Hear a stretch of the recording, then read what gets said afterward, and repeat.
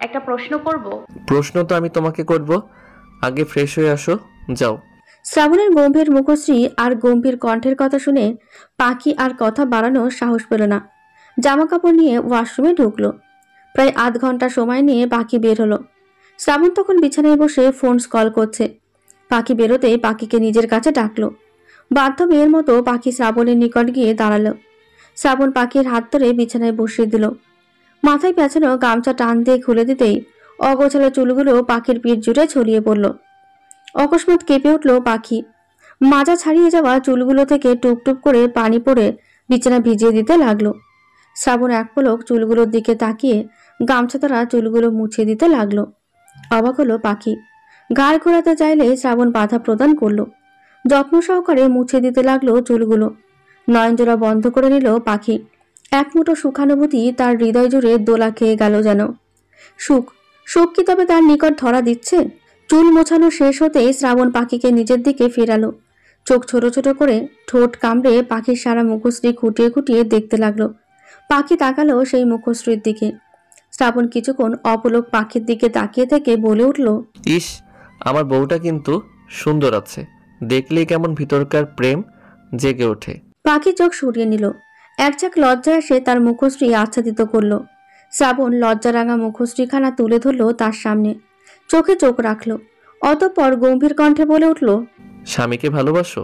গুরুগম্ভীর কণ্ঠে প্রশ্নখানা শুনে পাখি চমকে উঠল। হার্টবিট দ্রুত ওঠানামা করলো যেন। পাখি তার শব্দ শুনতে পাচ্ছে। সম্মুখে বসা গম্ভীর পুরুষের গম্ভীর কণ্ঠের প্রশ্নখানার উত্তর পাখির কাছে এই মুহূর্তে নেই। সে প্রেমে পড়েছে এই পুরুষের। ভালোবাসতে পারেনি এখনো। ভালোবাসতে সময় লাগে, পাখিরও সময় চাই। সে এই গম্ভীর লোকটাকে ভালোবাসতে চায়, নিজের সবটা দিয়ে ভালোবাসতে চায়। কিন্তু এই মুহূর্তে সে কি উত্তর দেবে? তার কাছে কোনো উত্তর নেই। মাথা নিচু করে নিল পাখি। পাখির মাথা নিচু করা দেখে শ্রাবণ মৃদু হাসলো, বলে উঠল, পা কেন ধরেছিলে তোমার মামার? ওনারা তানি আপাকে আপনার সাথে বিয়ে দিতে চাচ্ছিল, আমার সংসার ভাঙতে চাচ্ছিল ওনারা। ওনারা প্রস্তাব দিলে তোমার স্বামী কি তোমাকে ছেড়ে দিত? সহসা মৃদু ধমকে কেঁপে উঠল পাখি। মাথা উঁচু করার সাহস করল না। শ্রাবণ পুনরায় ধমকের স্বরে বলে উঠল, চুপ করে আছো কেন মেয়ে? এই কদিনে তোমার স্বামী কেমন এতটুকু বুঝতে পারোনি? পাখি নিশ্চুপ। তার কণ্ঠনালী ভেদ করে কোনো শব্দ বেরোল না। শ্রাবণ শক্ত কণ্ঠে বলে উঠল, শোনো মেয়ে, তোমার স্বামী ওই রকম পুরুষ না যে স্ত্রীর থেকে সুন্দর মেয়ে দেখলে লুইচাঁদের মতো তাকিয়ে থাকবে বা স্ত্রীকে ছেড়ে দিয়ে তাকে বিয়ে করে আনবে। শ্রাবণ সকল সৌন্দর্য তার স্ত্রীর মাঝে খুঁজে নেবে, তার জন্য অন্য নারীর প্রয়োজন পড়বে না। পাখি চোখ তুলে তাকালো এবার। অশ্রু জলে তার চোখ ভিজে উঠল। সুখ, সুখ, সুখ সে অনুভব করছে। শ্রাবণ উঠে দাঁড়ালো বিছানা থেকে। পাখির দিকে একবার তাকিয়ে ঘর থেকে বেরিয়ে গেল। পাখি শ্রাবণের যাওয়ার দিকে তাকিয়ে নেত্রদয়ে অশ্রু সহিত ঠোঁট প্রসারিত করে হাসল। এক চিলটে হাসি আর অশ্রু ভেজা আখিদয়ের সংমিশ্রণে এক অন্যরকম সৌন্দর্য ফুটে উঠল পাখির মুখশ্রী জুড়ে। এই মুখশ্রী দেখলে কি শ্রাবণ এইভাবে চলে যেতে পারত? ঝিরিঝিরি বৃষ্টির অস্তিত্ব তখনও বাইরে রয়েছে। চুলে বসানো খিচুড়ির ঘ্রাণ সারা বাড়ি মোমো করে ঘুরছে। জুই একবার রান্নাঘরে উকি দিয়ে আবার গিয়ে ডাইনিং টেবিলে বসছে। বৃষ্টির দিনে খিচুড়ি তার বড্ড প্রিয়। তার সাথে যদি থাকে গরম গরম ভাজা ইলিশ, তাহলে তো কোনো কথাই নেই। বাড়ির সবার ধারণা মতে গরম গরম ভাজা ইলিশ দিয়ে জুই একাই এক পাতিল খিচুড়ি শেষ করতে পারবে। কেউ যখন এই কথা বলে জুই বুকের পাটা ফুলিয়ে গর্ব করে হাসি মুখে তার দিকে তাকিয়ে থাকে। কারণ ছোট থেকে সবাই তাকে চেঙ্গুসিয়া বলে ডেকে আসছে, কারণ সে খেতে পারে না, এর জন্য মোটাও হয় না। বাইরে যখন তুমুল বাতাস ওঠে, ঝড় আসার পূর্বাভাস হয়, কাজের মহলের কেউ তাকে ছাদে যেতে দেয় না। কারণ সবার ধারণা করে ছাদে গেলে বাতাস এসে উড়ে যাবে। উড়ে যে কোথায় যাবে সেটা কেউ জানবে না। তারপর তার কঞ্চির মতো শরীরও কেউ খুঁজে পাবে না। কেউ কেউ আবার এটাও ধারণা করে বাতাসে উড়ে গিয়ে জুই মাটির সাথে মিশে যাবে, তার কোনো অস্তিত্বই থাকবে না। তাকে নিয়ে কাজের মহলে প্রায় সকলেই হাসাহাসি করে। এতে জুই রাগ করে না, বরং সবার সাথে তাল মিলিয়ে সেও হেসে দেয়। জুই যখন ভাবনায় মশগুল, তখন তার মাথায় কেউ জোরে চড় মারল। হকচকিয়ে চেয়ার ছেড়ে উঠে পড়ল জুই। পাশে তাকিয়ে ভাইকে দেখে মুখ ফুলিয়ে বলল, মারলে কেন আমায়? এখানে বসে কি করিস? দুপুরে তো খেয়েছিস, আবার খেতে বসে পড়েছিস। আমি একটা জিনিস বুঝি না বই না, তুই কিন্তু ইদানিং অনেক বেশি খাচ্ছিস, কিন্তু মোটা হচ্ছিস না কেন? শ্রাবণের কথায় জুই আঙ্গুলের ইশারায় শ্রাবণের মাথাটা তার কাছে আনতে বলল। শ্রাবণ মাথাটা জুইয়ের মুখের কাছে নিতেই জুই রসিয়ে রসিয়ে বলে উঠল, আজকে যে খিচুড়ি কি টেস্ট হবে না ভাইয়া। আজকের খিচুড়ি খেয়েই আমি মোটা হয়ে যাব। কেন, আজকে কি খিচুড়িতে বিশেষ কিছু দেওয়া হচ্ছে নাকি? হচ্ছে তো অবশ্যই। তো কি এমন বিশেষ কিছু দেওয়া হচ্ছে যে তুই খেয়ে মোটা হয়ে যাবি? দেখবে তুমি। দেখা। জুই শ্রাবণকে নিয়ে রান্নাঘরের দিকে গেল। শ্রাবণকে উকি দিয়ে দেখতে বলল রান্নাঘরে। শ্রাবণ উকি দিতেই দেখলো তার মা, শাশুড়ি মা, বউ তিনজন মিলে এক খিচুড়ি নিয়ে পড়ে আছে। শ্রাবণ মিনিট 30-এর হবে পিয়াস রহমানের সাথে গেস্ট রুমে গিয়ে গল্প করছিল। গেস্ট রুমে রত্না বেগম আর পিয়াস রহমানের থাকার ব্যবস্থা করে দিয়েছে সালমা বেগম। শ্রাবণ তো ভেবেছিল ছিচকাতুনে বউ তার বসে বসে কাঁদছে, কিন্তু এ তো কোমর বেঁধে খিচুড়ি রান্না করতে নেমে পড়েছে। শ্রাবণ রান্নাঘর থেকে চলে আসলো, জুইয়ের দিকে তাকিয়ে বলল, মা, শাশুড়ি, বউ, ওয়াও, খিচুড়ি এত টেস্ট হবে খেতে খেতে বাড়ির সবাই তোর মতো মোটা না হয়ে গেলে হয় বই না। জুই হাসলো। শ্রাবণ জুইয়ের নিকট গিয়ে ফিসফিসিয়ে বলে উঠল, আমি তোর খিচুড়ির টেস্ট আর একটু বাড়িয়ে দিতে পারি বই না। কিভাবে? শ্রাবণ জুইয়ের কানে ফিসফিসিয়ে কিছু বলতেই জুই ভ্রু কুঁচকে নিল, মুখ বাঁকিয়ে বলল, প্রেম করবা ঘরে করবা, রান্নাঘরে কেন প্রেম করতে হবে? জামাই আর বউয়ের মধ্যে প্রেম তুই কি বুঝবি বই না। বৃষ্টি তখন থেমেছে, মৃদু বাতাস বলছে তখন চারিদিকে। রজনী তমসা চারপাশ চেয়ে গেছে, কৃত্রিম আলোয় ব্যালকনিও উজ্জ্বল হয়ে আছে। মৃদু আলোয় রেলিং ঘেঁষে দাঁড়িয়ে থাকা রমণীকে স্নিগ্ধ চাঁদের আলোর সাথে তুলনা করাও যেতে পারে। কোমর ছাড়িয়ে চুল, স্নিগ্ধ ঠোঁটের হাসি, টানা চোখ, সব মিলিয়ে চাঁদের স্নিগ্ধ আলোয় তরুণীটিকে দেখলে যে কেউ হয়তো প্রেমে পড়তে বাধ্য হবে। রেলিং ধরে খিলখিলিয়ে হেসে উঠল পাখি, প্রাণ খোলা সে হাসি। আচানক দমকা বাতাস এসে তার কায়া স্পর্শ করতে শিউরে উঠল, চোখ বন্ধ করে মৃদু হাসলো। কষ্টের পর সুখ বুঝে এত আনন্দ দেয়? আনন্দ? পাখির চোখ ভরে উঠল, গড়িয়ে পড়ল তৎক্ষণাৎ অশ্রুকণা। পাখি তা মুছল না, বরং মৃদু হাসলো। এ হাসি সুখের। পাখির বড্ড সুখানুভূতি হচ্ছে যে আচমকা কেউ তাকে জড়িয়ে ধরল। চমকে উঠল পাখি, ঘাড় ঘোরাতে চাইলে বাধা প্রদান করলো কেউ। আদুরা কণ্ঠে ডেকে উঠল, বউ। পাখি মৃদু কেঁপে উঠল, মনে করে ভালো লাগা ছেড়ে গেল। নয়নজোড়া বন্ধ করে অধর করে হাসি ফুটিয়ে ছোট্ট করে উত্তর করলো, রাগ করেছো? রাগ করব কেন? করনি রাগ? কেন করব রাগ? শ্রাবণ পাখিকে নিচের দিকে ঘোরালো, বন্ধকৃত আখিদ্বয় এবং মুখশ্রীখানা দেখলো কিছুক্ষণ। সহসা ললাটে অধর ছুঁয়ে বলল, বর করা হয়েছিল তখন? পাখি অধর কোণে হাসি ফুটলো তৎক্ষণাৎ, মৃদু হেসে বলে উঠল, তখন করা না হলে এতটা সুখানুভূতি হতো না যে। শ্রাবণ ভ্রু গোটালো, পাখির হাস্যোজ্জ্বল মুখের দিকে খানিকক্ষণ তাকিয়ে থাকলো, ভ্রু গুটিয়ে বলে উঠল, এই প্রথম দেখলাম ধমকে কথা বলায় কেউ সুখ অনুভব করছে। শ্রাবণ, কপাল তোর, বউ একটা পেয়েছিস, ভাগ্য তোর প্রচুর ভালো, বুঝলি? পাখি হাসলো, তাকিয়ে রইল স্বামীর মুখ পানে। একটু ছুঁয়ে দিতে ইচ্ছে হলো, তবে ছুঁল না, লজ্জায় ছুঁয়ে দেখা হলো না। পাখির প্রতি লজ্জা একটু বেশি পাখির তো মনে হলো। নির্লজ্জ হলো তো সে ছুঁয়েই দিত ওই মুখশ্রী। রাত তখন 9:07। সালমা বেগম চুলোয় রান্না চাপিয়েছেন।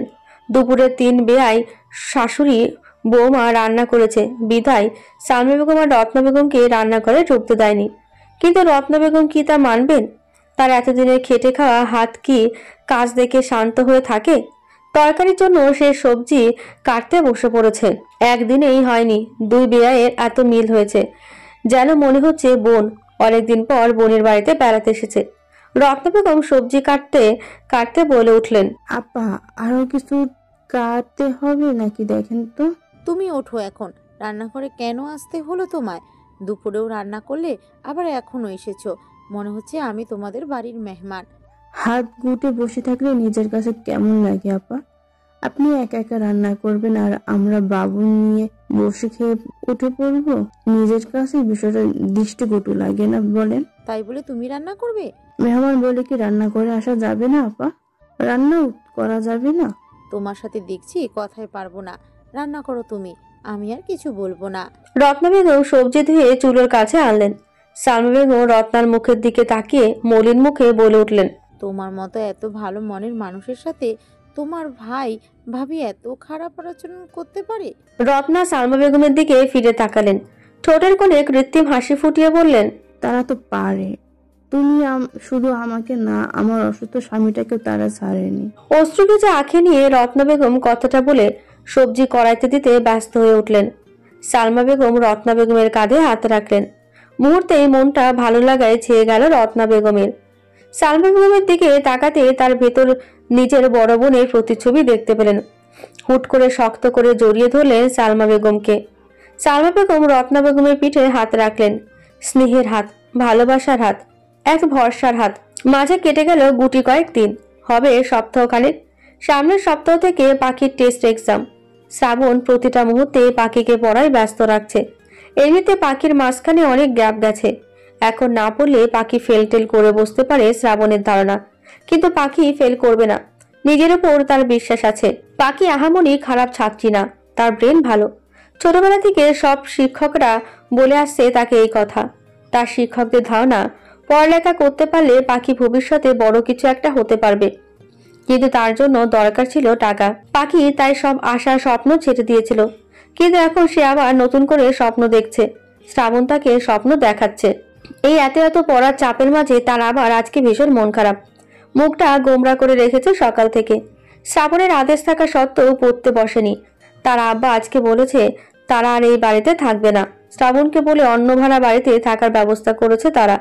সালমা বেগম, জুনায়েদ মির্জা, শ্রাবণ অনেক বারণ করা সত্ত্বেও পিয়াস রহমান রাজি হয়নি।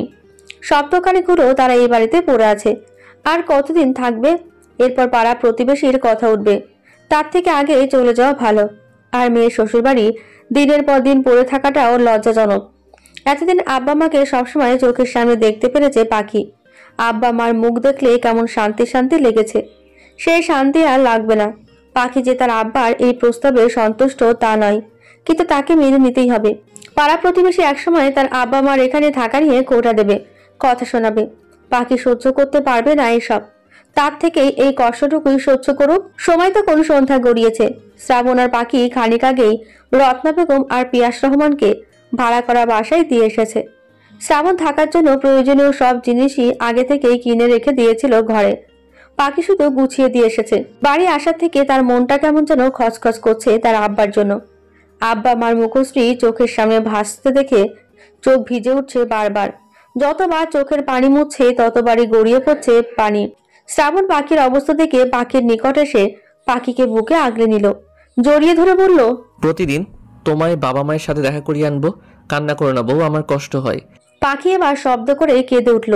শ্রাবণের বুকে মুখ লুকিয়েই কেঁদে চলল। এই জায়গাটায় যেন সে শান্তি পাচ্ছে কেঁদে। পাখির শান্তির জায়গা বুঝি এটা। ভীষণ দুঃখেও সে এখানটায় আজ থেকে শান্তি খুঁজতে আসবে। তাহলে ঝলমলে একটি সকাল, ভোরের আলো ফুটতেই রোদ্দুরের দেখা মিলল। আজকে বোধহয় সূর্যি মামা বেশ খেপবে, তপ্ত গরম ফেলবে শহর জুড়ে। সকালের ভ্যাবছা গরমে পাখি রান্নাঘরে গিয়েছে রান্না করতে, অথচ দুদিন বাদ থেকে তার পরীক্ষা। শাশুড়ি মা, স্বামী, শ্বশুর সবার আদেশ অমান্য করে সে আজকে রান্নাঘরে একাই রান্না করতে ছুটেছে। সে আজকে সবার জন্য রান্না করবে। তার নাকি শখ করেছে নিজের হাতের রান্না সবাইকে খাওয়াবে। শাশুড়ি মা তো তাকে সকাল থেকেই বকে চলেছেন। শ্রাবণ সকাল সকাল বাড়ি থেকে বেরিয়ে গেছে জন্যই মূলত পাখি এই সাহসটুকু পেয়েছে। শ্রাবণ থাকতে সে আর এমুখও হতে পারত না। পাখির রান্না শেষ হলো 9টা নাগাদ। রান্না শেষ হতে ডাইনিং টেবিলে শ্বশুর, শাশুড়ি, ননদ সবাইকে একসাথে বসিয়ে তৃপ্তি সহকারে খাওয়ালো। সবাই খেয়ে তার হাতের রান্নার বেশ প্রশংসা করলো। পাখি খুশিতে গদগদ হয়ে সবাইকে ধন্যবাদ জানালো। সালমা বেগম খেতে খেতে এক পর্যায়ে বলে উঠলেন, শ্রাবণ এলে বেআইনের জন্য নিয়ে যাস খাবার। পাখি মাথা নাড়ল। ঘরে চলে এলো হাত ধুয়ে। সবাইকে খাইয়ে সে এখন ঘরে এসে গোমরা মুখে বসে পড়লো। শ্রাবণ সেই যে সকালে বেরিয়েছে, এখনো আসার নাম নেই। যাওয়ার সময় বলে গেছে 10টা নাগাদ ফিরবে। পাখির হাতে আরো আধ ঘন্টা সময় আছে ভেবে পাখি বই নিয়ে পড়তে বসলো। কিন্তু পড়া নামক বস্তুটি তার মাথায় ঠিক ঢুকলো না এই মুহূর্তে। তার মাথায় জুড়ে এখন শ্রাবণের বিচরণ চলছে। শ্রাবণের কথা ভাবতে ভাবতে একসময় সে বইয়ের ভেতরে মুখ ঢুকালো। 4 দেওয়ালের মাঝে বসে চয়ন তালুকদার ফুসে ফুসে উঠছেন শুধু। মেয়ের কথা শুনে তো তার আমও গেল, ছাড়াও গেল। এখন সে গতি খুঁজে পাচ্ছে না। ছেলেকে চেয়ারম্যান পদে দাঁড় করিয়েছেন শ্রাবণের কথা মাথায় নেই, কিন্তু সেই শ্রাবণ এখন তার হাতে নেই, হাতছাড়া হয়ে গেছে। ছেলে তার 2 দিন বাদে বাদে এসে তার কাছে এত টাকা চেয়ে বসছে। পিয়াস রহমানের জমি রয়েছে, সেটা চাইলে তিনি বেচতে পারেন, কিন্তু তার হাদারাম ছেলের জন্য এতটুকু রিস্কও তিনি নিতে চান না। তার ছেলে যে গোহারা হারবে এটা তার মরে যাওয়া বাপও কবর থেকে জেনে বসে আছে।